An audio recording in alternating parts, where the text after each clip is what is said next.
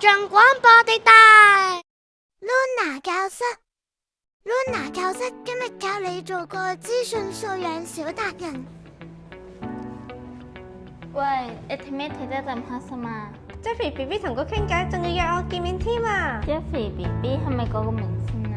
冇錯啊！Jeffrey BB， 我哋先認識咗1個星期，佢好了解我㗎。睇下佢幾靚仔，佢最近出咗新歌啊！佢叫我俾啲錢佢宣傳啊！佢對我好好㗎，有初戀嘅感覺。點啊？個女仔有冇上當啊？就嚟㗎啦！哈哈，我哋今次要發達。好嘢！但係網上啲人唔一定真實㗎喎，啲人去假上嚟識人好危險㗎。諗下，唔係見面就俾錢俾佢，佢呃你㗎。